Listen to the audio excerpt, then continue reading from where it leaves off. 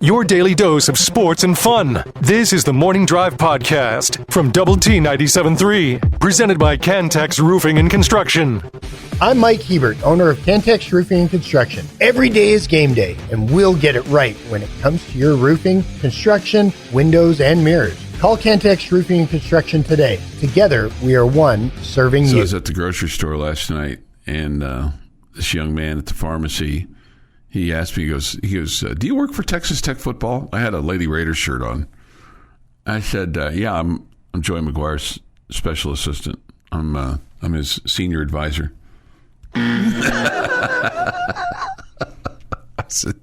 said no.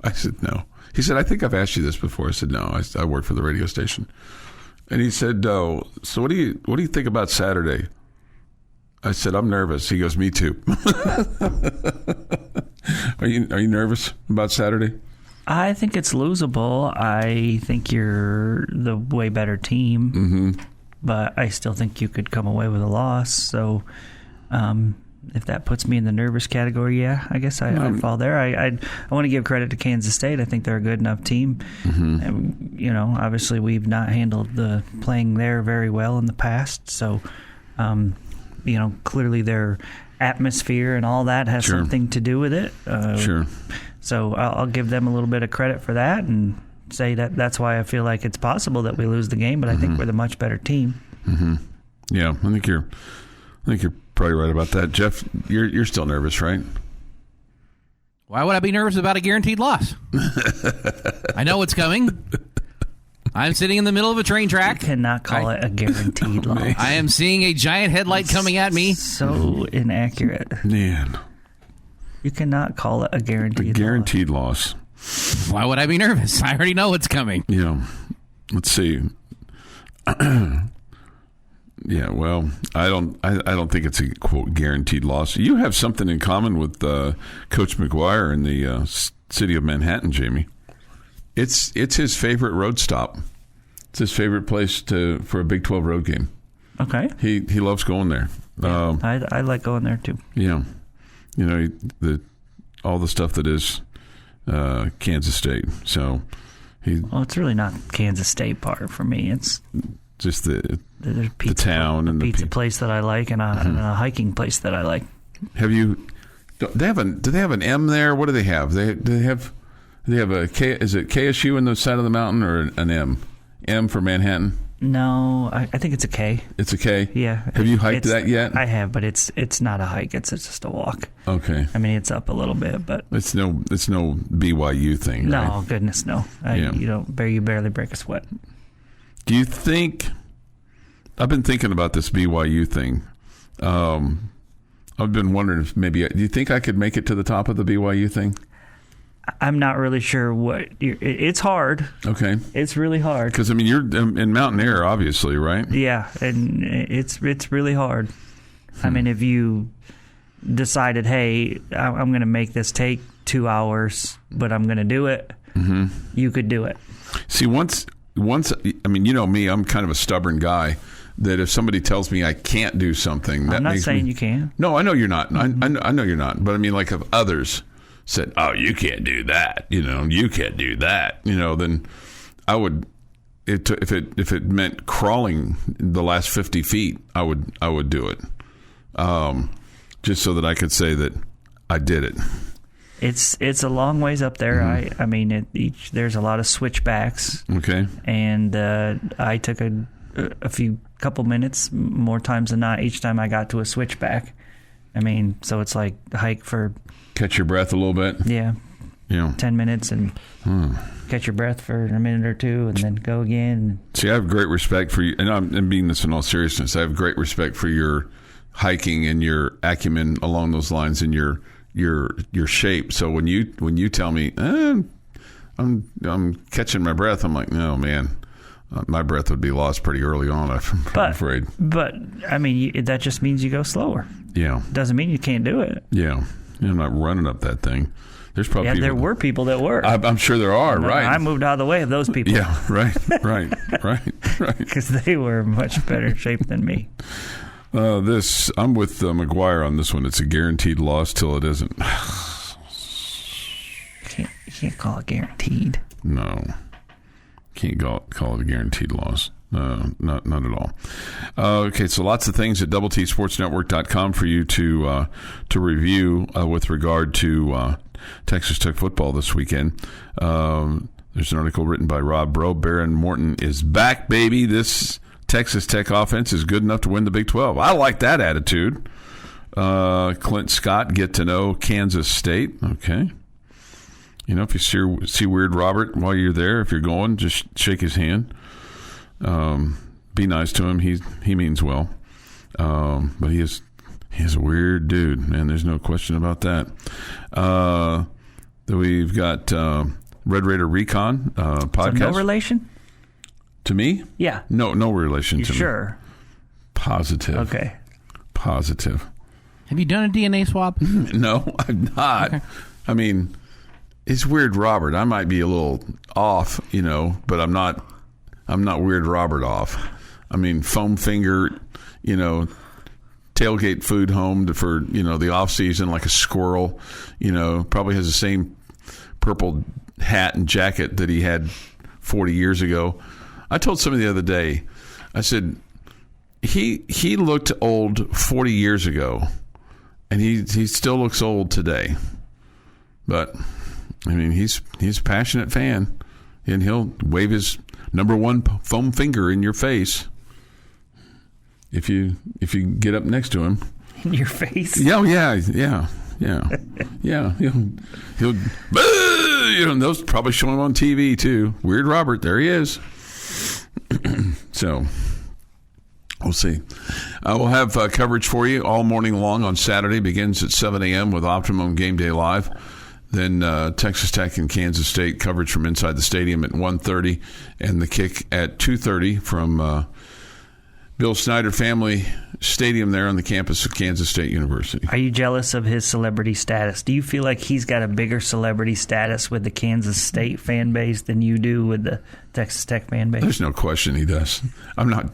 No, because that kind of fame, I think it's mockery. I think the K-State people probably Here's the thing. I think K-State people to a fan, to a person, look at Weird Robert and go, that crazy SOB. I wish he wasn't part of our fan. Rangers game.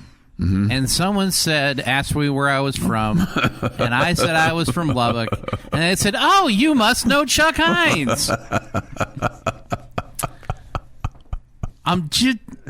I'm not sure who's going to win that fight there, Chuck. Did you say no? I did. Yes, I know Chuck Heinz. Never heard of him. Never heard of him. This Day in Sports History is next. Today's the final Thursday of October, by the way. Okay, just so you know. Well, it is the 30th. Right, tomorrow's the 31st. Tomorrow's Halloween. Not going to be in October the 37th. Yeah, no. Next week. No, it's not. I'm just letting the people know. Just here to inform and entertain. Dance or two or a song or three. This Day in Sports History next. Your daily dose of sports and fun. This is the Morning Drive Podcast from Double T 97.3. Presented by Cantex Roofing and Construction. Today is Thursday, October 30th, 2025. Here is Jeff McGuire with This Day in Sports History. All Hallows Eve. Oh, nice. 1919, gentlemen. Baseball League presidents call for the abolishment of the spitball. I wonder why. I don't think it was a health. Do you think it was a health reason, or do you think it was an unfair advantage to the pitchers? I think it was to help the offense. To help the offense. Okay. 1963, Sandy Koufax wins the National League MVP award. He was at Dodger Stadium last night, front and center. Still looks like Sandy Koufax. As opposed to George Steinbrenner? He still looks like Sandy Koufax. Yeah. Okay. 1973, Tom Seaver becomes the first non-20 game winner to win the Cy Young Award. 1983, New York Jets beat the Pittsburgh Steelers for the very first time. I'm going to read that again because you might not have caught the thing there that was really interesting. 1988. 1980. You said 1983. 1988. It was 73 for Tom Seaver. It's 88 for the Jets, beating the Pittsburgh Steelers for the very first time. Right. I caught that for the very first time. That's crazy. Yes. It just goes to show you how bad the Jets are and have been. They've had stretches where they've been really rough. Yeah. And I think they're currently going through one. Mm-hmm. 2004, NCAA passing leader Sonny Cumbie throws for 326 yards and 2 touchdowns. Defensive end Adele Duckett intercepts Dylan Miser's pass. And Torian Henderson busts through a big hole up the middle and went 43 yards for a touchdown, giving the Red Raiders a 35-25 victory over Kansas State. We need Sonny to come sprinkle some good juju on the Red Raiders. Does he get his fair due as a Texas Tech quarterback, Jamie, or does he get lost in the shuffle? I think everybody loves Sonny Cumbie. No, I think everybody loves him, but for his ability on what he did on the field, do you think he gets his due? I think he gets placed behind Kingsbury and Mahomes and Harrell and others because that's really, he was just a one-year guy. Yeah. He didn't put up the numbers that Simmons did. No. So I think I think people love him and appreciate it both as a quarterback and as a person. But and as a coach. I think they rate him where it feels like he deserves to be rated. Okay, so then he gets his due. Yeah. Okay. 2019 Baseball World Series, Washington Nationals beat the Houston Astros 6-2 in Game 7 at Minute Maid Park in Houston to win their first title in franchise history. Washington pitchers Steven Strasburg is the MVP. That had to be a disappointing drive home for a lot of those Astro fans, for all those Astro fans. Losing Game 7 of the World Series at home? Yeah, I'd call that pretty disappointing. Yeah. It is National Buy a Donut Day. It is also National Candy Corn Day. Okay. Buy a donut day. Just one. I hope you can eat it, too. Not just buy it. Yeah. Big time happy birthday going out to J. Bob Thomas, turns 43 today. Wow. Oh, wow. And Jakeem Grant turns 33. Edge, 52. Henry Winkler, Edge, WWE wrestler. Okay. Wasn't familiar with Edge. Did you know who Edge was, Jamie? I did not. Okay. Did not. I'm surprised Jamie didn't know, because he would have been around the time when Jamie was watching. Or maybe Jamie quit as Edge was coming in. Edge doesn't seem kind of a Jamie kind of guy. I don't know what he did, but I wasn't that long of a WWF fan until I was about 10 or 11 or 12, maybe. Henry Winkler, the Fonz, is 80. Harry Hamlin is 74. Devin Booker, 29. Marcus Mariota, 32. Ty Detmer, 58. And Dick Vermeil, alive and kicking at 89. Wow.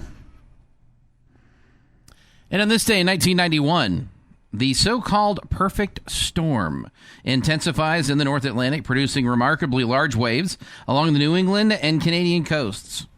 Over the next several days, the storm spread its fury over the ocean off the coast of Canada. The fishing boat Andrea Gale and its 6-member crew were lost in the storm. The disaster spawned the best-selling book, The Perfect Storm, by Sebastian Junger, and a blockbuster Hollywood movie of the same name. It started on the 27th, when Hurricane Grace formed near Bermuda and moved toward the coast of southern United States. 2 days later, Grace continued to move north, where it encountered a massive low-pressure system moving south from Canada. The clash of the systems over the Atlantic caused 40 to 80-foot waves on October 30th. Unconfirmed reports put the waves at more than 100 feet in some areas. This massive surf caused extensive coastal flooding, particularly in Massachusetts. Damage was also sustained as far south as Jamaica and as far north as Newfoundland. It's 10-story building coming at you in water. Yeah. It's like a movie that at the end of the movie, I was like, no, that's not why. This is not what's going to happen. That's not how that movie's going to end. Yeah. You got it wrong. This is not how it's going to end. No. Okay, now that was a dream. Okay. Fix this. No. Fix this. I really liked the movie up until that part. Brian Song says it best. They say in every true story somebody has to die. Well, this is a true story. A whole bunch of them did. And that is this day in sports history. 6:52 this morning here on the Morning Drive. Thoughts, comments, Yates Flooring Center chat line. Go to the Double T 97.3 mobile app. It is presented by Happy State Bank. Speaking of Brian song, I actually found a VHS of it, like literally yesterday. The original. The original Brian song. Yeah. I was like, hey, I know that movie. Yeah. I don't need to cry today, so I'll just put it back down. Yeah, right. That's exactly right. The Red Black Series continues today, Jamie. This will be a 8-inning. Excuse me. Yeah, this will be an 8-inning affair. First pitch at 3:30 this afternoon. So that'll be fun. The black team won the first game. Do you think the red team kind of feels like they got their nose rubbed in a little bit with the wind and all that kind of stuff, and come out fighting today? I think we'll see them try to win. Okay. I think we'll see them try to win. I don't know if there was any noses rubbed in anything, but I'm sure there was plenty of good-natured trash talking going on. Are there any stakes on the line, so to speak? I don't know the answer to that. Burgers for one, hot dogs for the other. I think it's probably just bragging rights. Steak knives for you, pink slips for you. If you don't win this game, you're off the team, so to speak. Play well, and you might earn a starting spot. I think that's what's on the line. How much? Because I think you said there's 10 to 12 guys that will have to be cut to get down to your roster for the start of the season? I think it's more like 6 to 9. 6 to 9, okay. Do you think those decisions have already been made, or do you think the Red Black Series weighs heavily for those guys? I wouldn't say they've already been made per se, but I would think they have a good idea. And so, I mean, every opportunity that a guy gets to have an at-bat or get out there on the mound is an opportunity to help his cause or hurt his cause. Will they make these cuts more They have to do it, I believe, they have to turn in a roster to the NCAA, I believe, December 1st. Okay, so still have a little bit of time, but you probably, if you haven't done it by end of this week, you're probably going to go, well, I kind of had my shot, right? Well, at the end of this week, you're really not getting. I mean, they'll have some individual workouts left, but they won't. Yeah, there will be no more scrimmaging. Yeah, so you'll probably know. I don't know. Not but I mean they'll. I don't know when the coaches will tell the guys. I assume it'll be pretty quick, soon after, within a week or so. Yeah, so they can, if they want to continue to play baseball, they can go find another school. They start looking for their next spot. Yeah. Which is. That's the hard realities of life when things don't necessarily work out. So it's tough. The Morning Drive podcast from Double T 97.3 is presented by Cantex Roofing and Construction. We're on the Morning Drive. Good morning with Jamie Lent and Jeff McGuire. I'm Chuck Heinz. Yates Flooring Center chat line is open. Go to the Double T 97.3 mobile app to participate. The mobile app presented by Happy State Bank. Okay. Sheil Wood is the defensive coordinator for the Texas Tech Red Raiders. You think he'll be here next year? Or do you think he gets a head coaching opportunity? I mean, there's a lot of jobs that are going to be open, and the trickle-down may eventually lead to an opportunity for him somewhere. Yeah, man, that's a good question, Chuck. I'm hoping he is. Absolutely. Wouldn't be surprised if he got an opportunity elsewhere. He's obviously done a terrific job. You see, he's kind of moved almost every year the last 4 or 5 years. Yeah. So I wouldn't be surprised at all if he got a head coaching gig elsewhere. And I would be shocked if he doesn't get a head coaching job. Definitely be rooting for him. Yeah, and here's the deal. The question then becomes, is it a good enough head coaching job for him to make the jump? From being a DC to a HC? Yeah, but I mean, sometimes the opportunity is there, but what you want from a resources standpoint isn't necessarily there. And as we're moving further and further into this, money pay for play situation, if you're a head coach and you're a potential head football coach, you want to be able to go somewhere that at least has some resources. They're not going to have the same as Texas Tech, obviously, or Indiana or Ohio State, but you want to make sure that you've got some resources to play with so you can have an opportunity to win to a certain degree. What universe did I just wake up in? We were talking about the halves being Texas Tech and Indiana in college football. Well, I mean, tell me I'm wrong. Craziness. I know it is. I wouldn't say they're the only ones, but no. Obviously those two schools have used it to their advantage. Yeah. All right. Meanwhile, he is the defensive coordinator for Texas Tech and will be on the sidelines on Saturday when Tech and Kansas State meet. He was asked the other day, what's the difference between K-State now and at the start of the year? They are on a roll. Point-wise, last 4 games, 2 times 34 points, 41 and 42.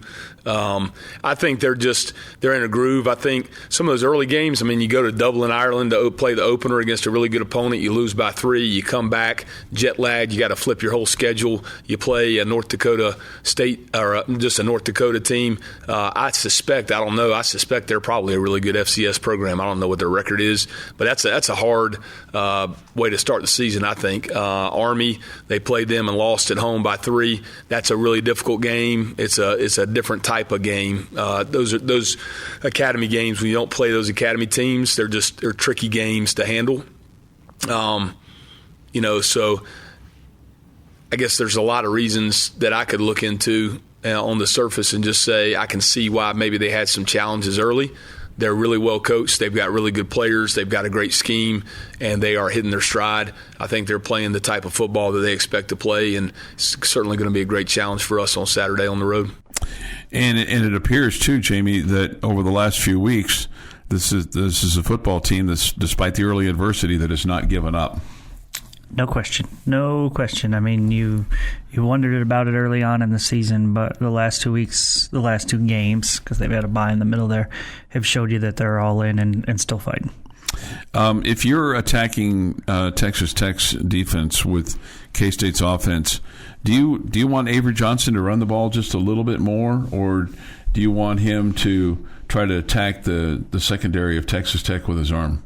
Yeah, I would think that's the better route, is trying to get the ball down the field and challenge the defensive backs. And in the times that you've had struggles, it feels like that's been a big part of it, specifically the ASU game where they hit you with a couple of big plays.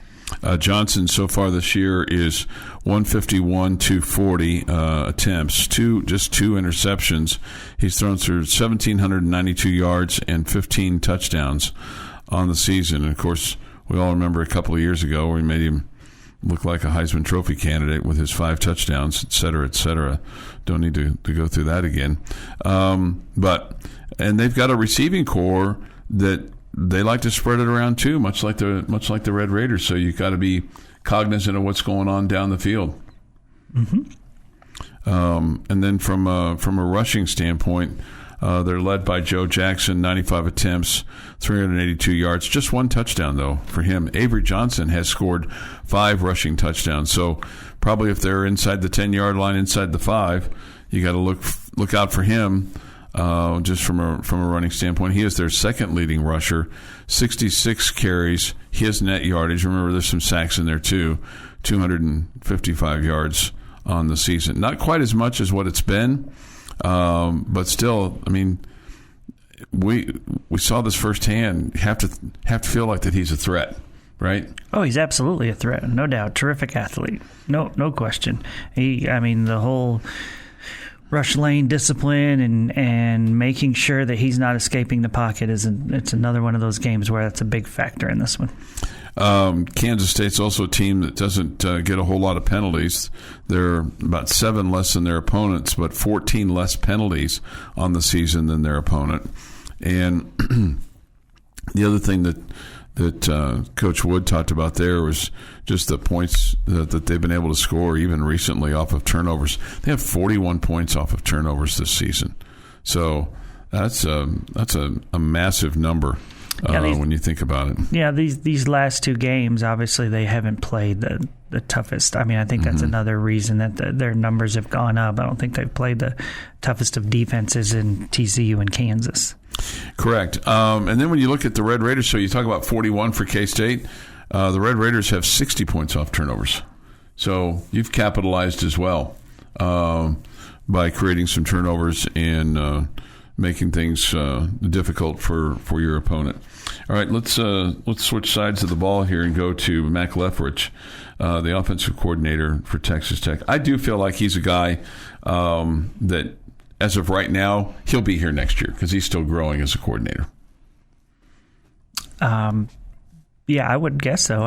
It doesn't feel like your offense has been just so dominant, that he would be getting all sorts of crazy offers. Not quite yet.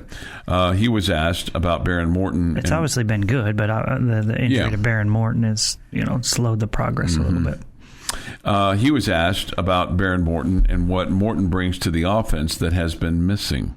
I think if you talk to anybody who really knows quarterback play and evaluates quarterbacks, I think that's probably the one of the traits. You talk about the quarterback being the leader of your offense and the leader of the team, really. And I think all great leaders have that ability to elevate everybody around them. And everybody, it looks a little bit different for kind of each person, but the guys who are elite, you think about the Tom Brady's, the Aaron Rodgers, those kind of guys. No matter what situation they're in, when they're in the game, they just elevate the play of everybody around them. And so I think Baron does have that unique trait, and I think the guys, rally behind him and respond really well when he's, when he's playing quarterback. So obviously, really excited to get him back this week. And I think the thing that stood out to me there when he said that was that he has the unique ability to elevate the play of everybody around him. Okay. I mean, I think there's truth in that, and I think there's truth in that in quarterbacks. Of course, when he said anybody that evaluates quarterbacks, I'm like, hey, all 60,233 of us are evaluating the quarterback and know what plays should be called, right? I mean, I just sarcastic there, obviously. There are simple things there, and that Barron, I feel like, is able to read defenses better, get you into better plays. I think Barron right now is better because he's able to read the defense at throwing the football and making your offense more versatile than it was when Will Hammond was running behind center. So I think that Barron, the leadership, I think is huge. I think the guys trust in Barron, all that good stuff. And I'm sure he elevates them, but a big part of it is because the passing game is so much better. 7:25 this morning here on the Morning Drive. Jamie's question of the day is next. The Morning Drive podcast from Double T 97.3 is presented by Cantex Roofing and Construction. Jamie's question of the day on Double T 97.3 is brought to you by Connecticut of West Texas. We are leaving Red Raider football now and heading to Red Raider basketball. Okay. Very simple question for you today. You get 3 games to guarantee wins. Which 3 are you picking?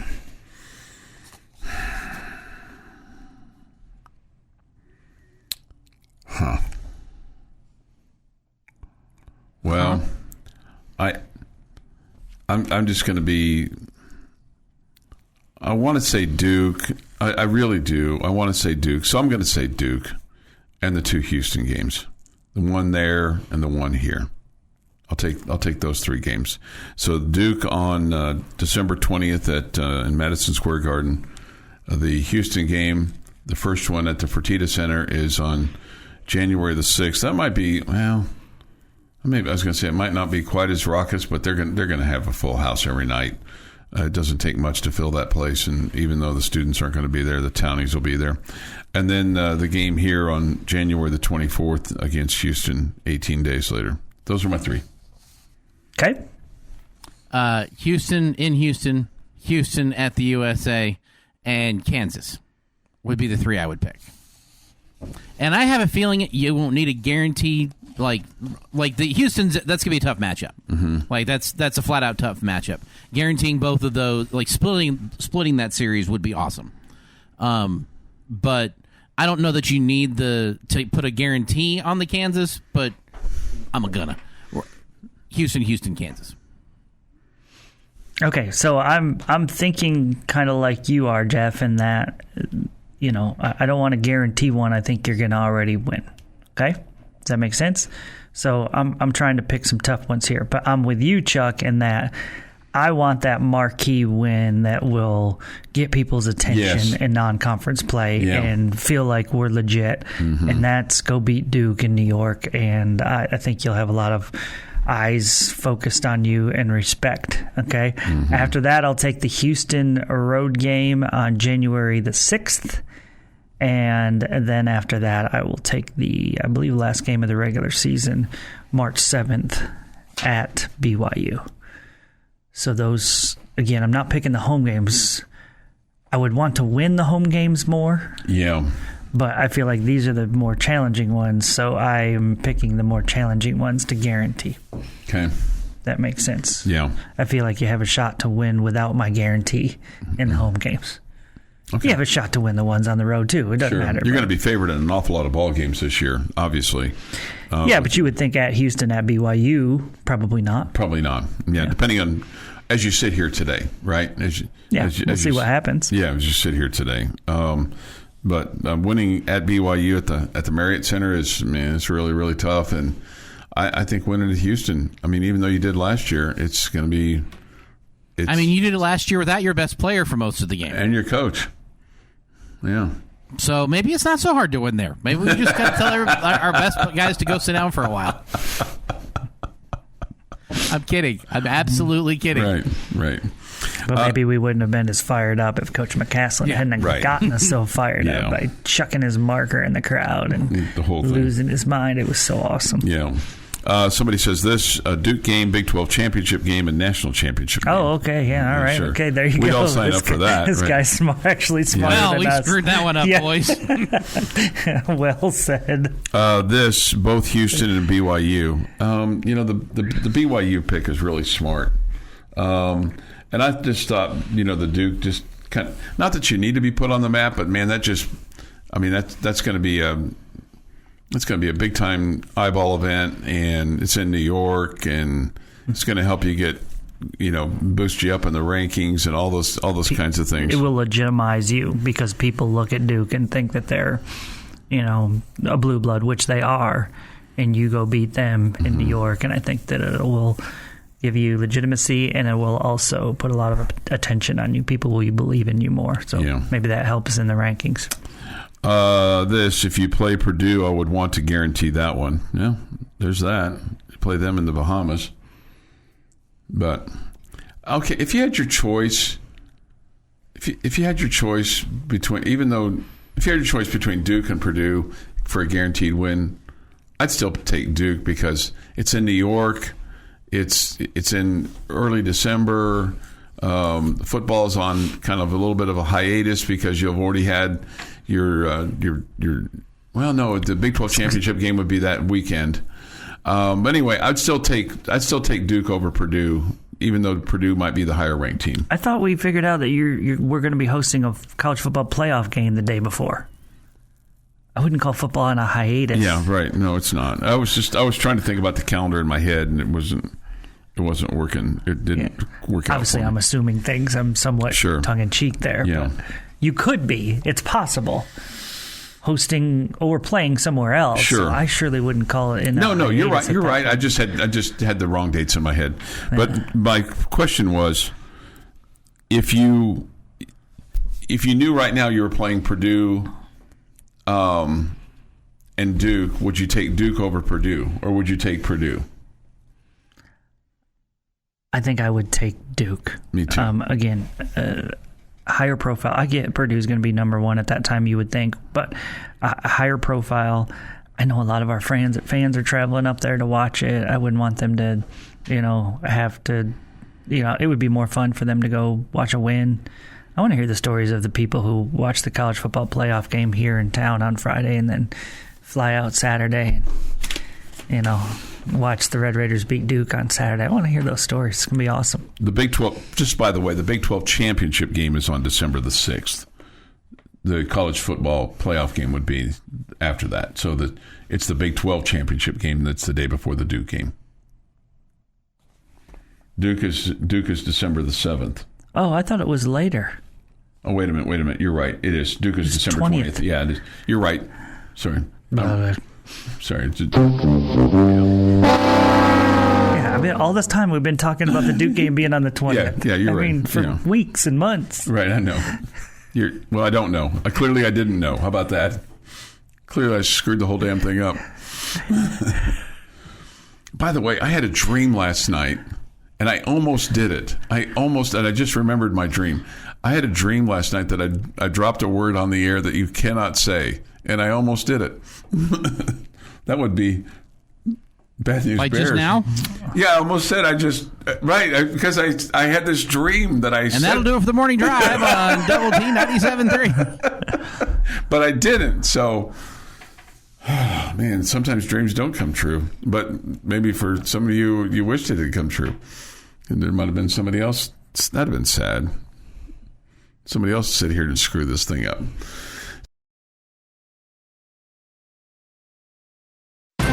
This is the Morning Drive Podcast from Double T 97.3, presented by Cantex Roofing and Construction.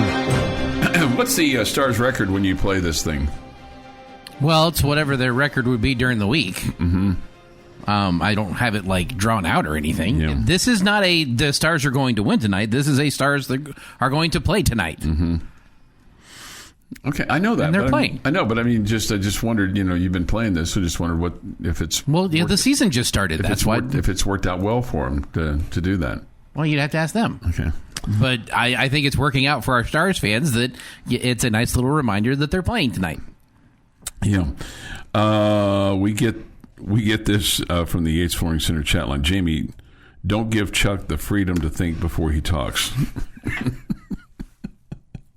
To which I said, I do give you that freedom. You just choose not to use it. Yeah, there's times when I don't use it. Yeah, think before you speak. If I had a dime for every time somebody told me that, I'd be a wealthy man.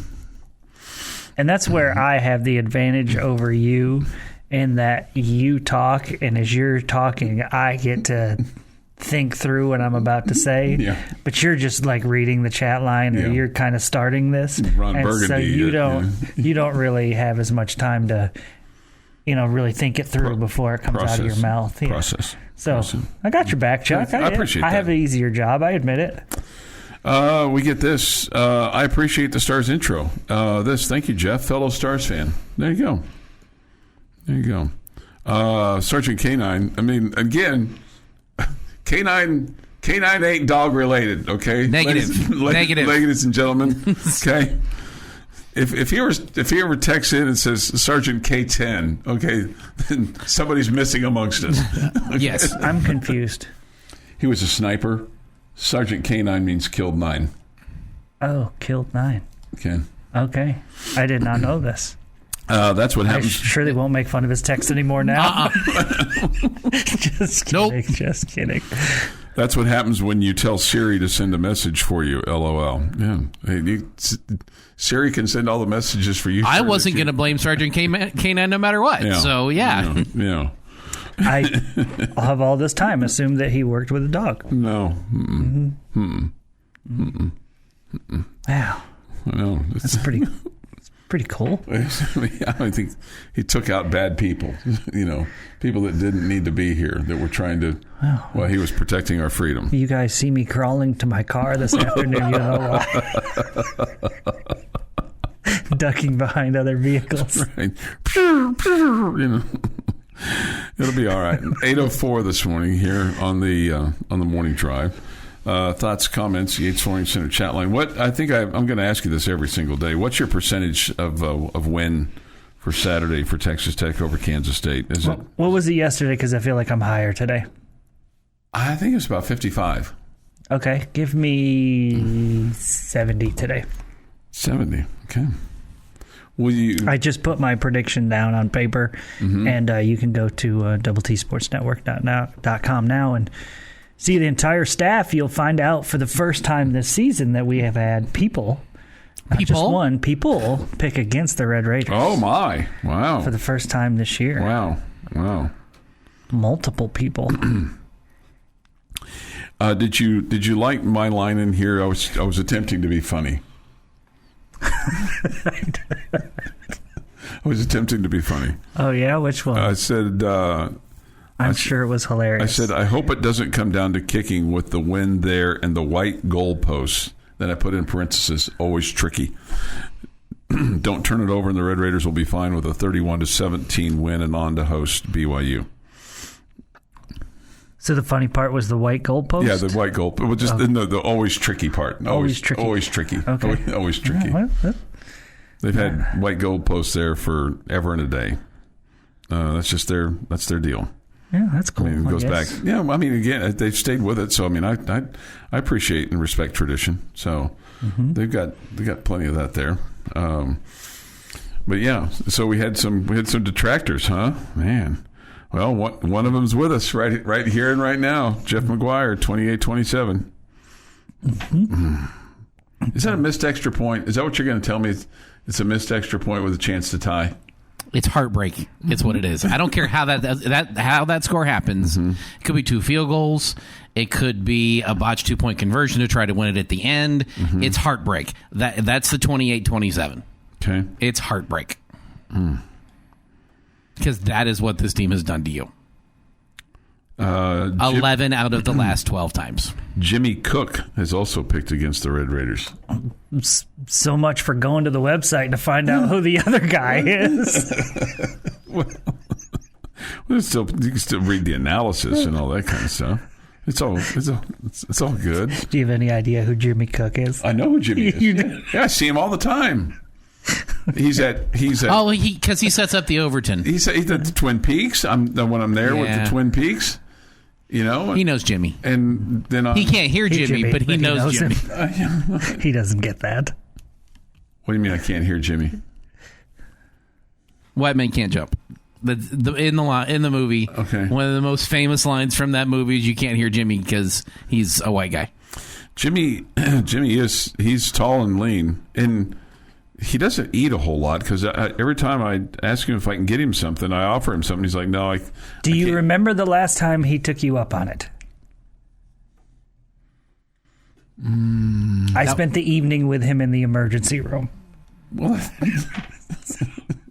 that's why. Did he feel bad? He didn't want to turn me down? Was that it? No, he didn't put 2 and 2 he's together. He's allergic to certain things, and he didn't know something was in there. So he has to be very careful. Yeah.